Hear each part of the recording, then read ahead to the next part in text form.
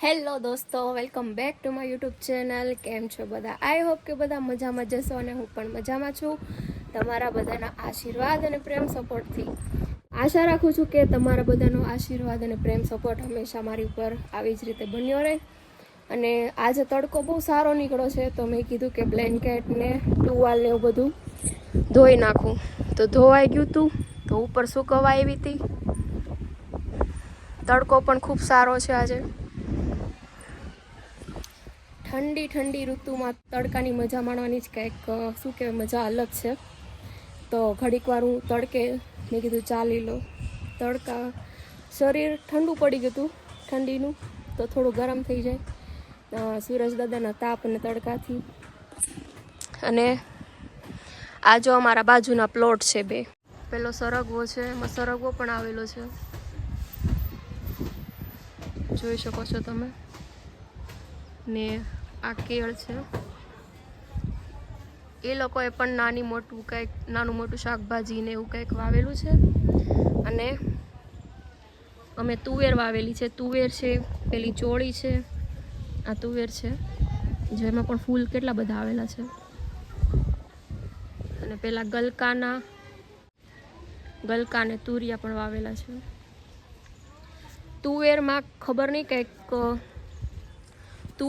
નહીં કંઈક જીવાત આવી ગઈ છે સફેદ.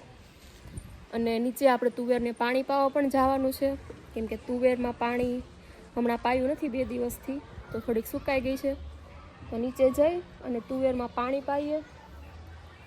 અને પેલી જીવાત આવેલી છે, તો એમાં એનો કંઈક ઈલાજ કરીએ, નકર તુવેર છે એમને ખરાબ થઈ જશે. તો ચાલો નીચે જઈએ હવે અને આપણું કામ છે એ કરવા માંડીએ. ને અહીંયા અમે કાંદા તડકે સૂકવેલા છે. સૂકવેલા નથી મતલબમાં કે તડકે રાખ્યા છે, કેમ કે નીચે છે ને કાંદા ખરાબ થઈ જાય છે, બગડી જાય છે. ઓલા કેવાય પોલા થઈ જાય છે અને અંદરથી સાવ પોચા થઈ જાય છે. તો અહીંયા તડકે રાખ્યા છે, જેથી કરી અને કાંદા લોંગ ટાઈમ સુધી સારા રહે. અમારા અગાસી પરથી પાછળનો વ્યૂ કેવો આવે છે. પાછળની શેરી છે ને આ આખી અમારી સોસાયટી છે. પેલા ગલુડિયા નાના હતા ને, હવે તો એ પ્લોટની બહાર આવતા શીખી ગયા છે. તો પ્લોટની બહાર આજે આવી ગયા હતા અને હવે તો એ દોડવા મળ્યા છે બધા. અત્યારે ક્યાં ગયા દેખાતા નથી. અત્યારે ક્યાંક રખડતા છે. હવે તો રખડતા શીખી ગયા, એટલે હવે તો કંઈ ઠેકાણા હોય નહીં ગલુડિયાના. તો કાંઈ નહીં, બસ કન્ટિન્યુ બ્લોગ જોતા રહ્યો તમે લોકો, અને તમારા દરેક ગ્રુપમાં શેર કરો, અને વિડીયોને લાઈક અને કમેન્ટ કરવાનું નહીં ભૂલતા. દોસ્તો, અમારા ઘરની બાજુમાં જે પ્લોટ ખાલી છે એ પ્લોટમાં અમે તુવેર વાવેલી છે. તુવેર, ગલકા અને એવું બધું વાવેલું છે. ખાલી પડ્યો તો કોઈ પ્લોટ રાખેલો નથી. તો પછી અમને એમ થયું કે હવે એમાં આપણે કંઈક શાકભાજી વાવીએ, તો જેથી કરીને આપણને પણ ક્યારેક આપણે જરૂર પડે તો શાકભાજી ખાવા થાય. અને બીજા પણ ઘણા લોકો આવે એટલે શાકભાજી લઈ જાય છે. અમે કોઈ ના નથી પાડતા, કેમ કે જેના ભાગનું હોય એ ખાય. તો હવે તુવેરમાં પાણી પાવાનું છે. તુવેરની અંદર તો પાણીની ડોલ લઈ અને આપણે તુવેરમાં પાણી પાઈ આવીએ. ડોલ છે, અડધી જ ડોલ લીધી છે, મેં આખી નથી લીધી. આ બાજુમાં પ્લોટ છે. તો આ પ્લોટ છે, એમાં અહીંયા તુવેર વાવેલી છે. એમાં ફૂલ પણ મસ્તીના આવ્યા છે, પીળા લાડ બધા ફૂલ આવ્યા છે. અહીંયા એક કપાસનો છોડવો ઉગ્યો છે.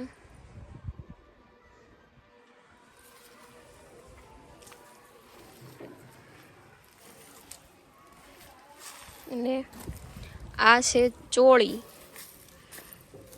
ચોળી મમ્મી હમણાં જ ઉતારી લીધી. જો પાકી ગઈ. મમ્મી હજી હમણાં જ ઉતારીને ગયા ચોળી. અને આ પાછળનો પ્લોટ છે, ત્યાં પાછળવાળાએ કેળ ને એવું વાવ્યું છે. કેળા ને એવું આવે, એમાં કેળ વાવી છે.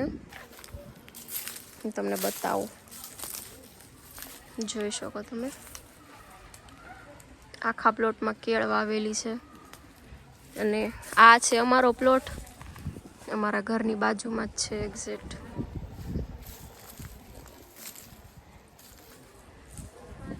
પ્લોટ કોઈ રાખેલો નથી એટલે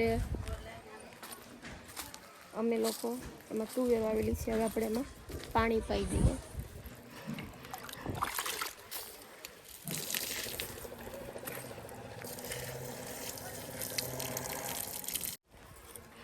ચોળીમાં થોડુંક પાઈ દઈશું. ચોળી થોડી થોડી સુકાઈ ગઈ છે.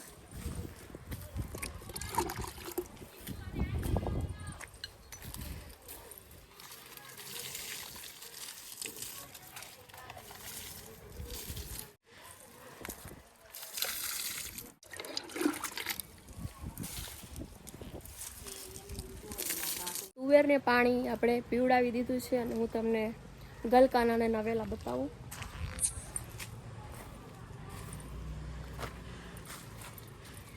જો ફૂલ આવ્યા છે લાડ બધા. ગલકા પણ આવી ગયા છે, ઝીણા ઝીણા છે, કૂણા કૂણા છે. આ પેલો રીંગણીનો છોડવો છે. આવી રીતની કંઈક વાડી બનાવી છે અમે લોકોએ પ્લોટ, ખાલી પ્લોટની અંદર. અને તુવેરમાં કાંઈક કોને ખબર જીવાત આવી ગઈ છે. જો આવી જીવાત આવી છે, બહુ બધી જીવાત આવી ગઈ છે. અમુક અમુક છોડવામાં બહુ જ છે. જો તો મમ્મી કહેતા હતા કે આપણે દવા છાંટી દઈએ જેથી કરીને જીવાત બધી વહી જાય. અને આમાં તો બહુ જ ફૂલ આવ્યા છે આ છોડમાં. તુવેર પણ આવી છે પણ હજી કૂણી છે, હજી દાણા નથી ભરાણા એમાં, હજી કૂણી તુવેર છે સાવ. તો તુવેર આવશે એટલે આપણે શાક બનાવીને ખાશું. અમે જ ખાલી ખાઈએ એવું નહીં, પણ આજુબાજુના ઘણા લોકો ગલકા આવ્યા હોય તો એ લોકો પણ લઈ જાય છે. અમે કોઈને ના નથી પાડતા. જેના ભાગમાં જેના નસીબનું હોય એ ખાય. અમારા નસીબનું અમે ખાવું, બીજાના નસીબનું જે છે એ ખાય એ લોકો. તો બસ કન્ટિન્યુ બ્લોગમાં બન્યા રહેજો. ઘરનું બધું જ કામ કરી અને લાગી ગઈ છે હવે થોડીક ભૂખ. નરેશ મારી માટે જે ફ્રૂટ લાવ્યા હતા એ ફ્રૂટની મસ્ત શું કહેવાય ડીશ બનાવી લીધી છે. જોઈ શકો તમે, કીવી છે, મોસંબી છે, કેળા છે, જમરૂખ છે. તો મસ્ત એવી ફ્રૂટ ડીશ તૈયાર છે આપણી. તો ફટાફટ આપણે ફ્રૂટ બધા છે ખાઈ લઈએ જેથી કરીને કે શરીરમાં જે વિટામિન છે, પ્રોટીન છે, ફ્રૂટમાં જે રહેલા હોય એ આપણને અત્યારે ખૂબ જરૂર છે વિટામિનની શરીરમાં. તો એ વિટામિન આમાંથી આપણને મળે. તો ચાલો બધા ફ્રૂટ ખાવા. જમવાનો ટાઈમ થઈ ગયો છે અને જમવાનું પણ રેડી થઈ ગયું છે. આજનું મેનુ છે કોબીનું શાક અને ભાખરી ને છાશ ને અથાણું. જોઈ શકો છો તમે, મસ્ત કોબીનું શાક છે, ભાખરી, કાંદા છે સાઈડમાં ને છાશ. તો ચાલો બધા જમવા. તમે પણ જમી લો અને હું પણ જમી લઉં. દોસ્તો વાગી ગયા છે સાંજના 6:30 થઈ ગયા છે. દીવાબત્તી કરવાનો ટાઈમ થઈ ગયો છે કેમ કે શિયાળાનો દિવસ છે, જલ્દી આથમી જાય. 6:30 વાગે, 6 વાગે તો અંધારું થઈ જાય સાવ. 6:30 વાગે ઝાલર થવા મળે. અમારે મંદિર છે સોસાયટીમાં, ત્યાં દીવાબત્તી કરી લે. દીવાબત્તીનો ટાઈમ થઈ ગયો છે.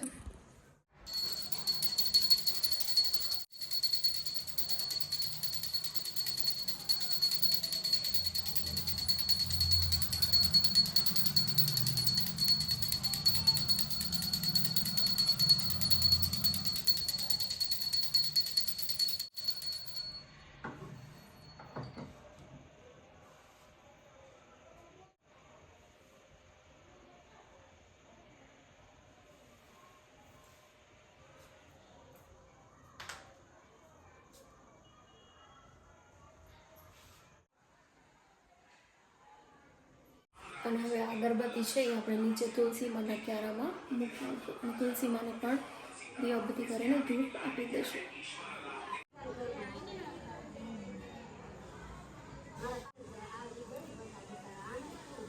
તો દોસ્તો હું આવી ગઈ છું મંદિરે. મંદિરે પેલી પાછળ દુકાન છે ત્યાંથી ગાંઠિયા લેવાના છે, સવારે ટિફિનમાં શાક બનાવવાનું છે એના માટે. તો હવે ગાંઠિયા લઈ લઈએ આપણે. એ કાકા છે કોઈ દેખાતું નથી લાગતું, ખબર નહીં કે ગયા છે.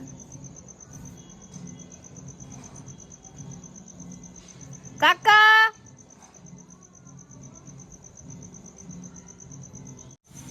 માસી આગળ કંઈક કામ કરતા હતા એટલે અવાજ પહેલી વાર સાંભળવાનો હતો. ગાંઠિયાનું શાક સવારમાં ટિફિનમાં બનાવવાનું છે,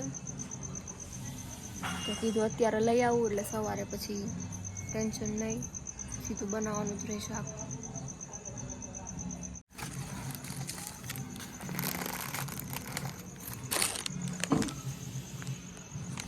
તો ગાંઠિયા લઈ લીધા છે ને પૈસા પણ લઈ લીધા છે ને હવે જઈએ છીએ ઘરે. અંધારું થઈ ગયું છે એટલે થોડીક બીક તો લાગે, પણ ભગવાનનું પવિત્ર સ્થાન છે મહાદેવનું, તો ડરવાની કાંઈ જરૂર નથી, ડરવાની કોઈ વાત નથી. મહાદેવ અહીંયા મંદિરમાં બિરાજમાન છે સાક્ષાત. અત્યારે તો અહીંયા અંદર અંધારું છે. મંદિરની અંદર મહાદેવ બેઠા ત્યાં લાઈટ છે, પણ આ મંદિરમાં અંધારું છે. હવે ઘરે જઈએ, તમે કન્ટિન્યુ બ્લોગ જોતા રહ્યો. દોસ્તો તો થઈ ગયો છે હવે સુવાનો ટાઈમ, કેમ કે રાતના 10:30 વાગી ગયા છે. તો બસ આજના બ્લોગમાં આટલું જ.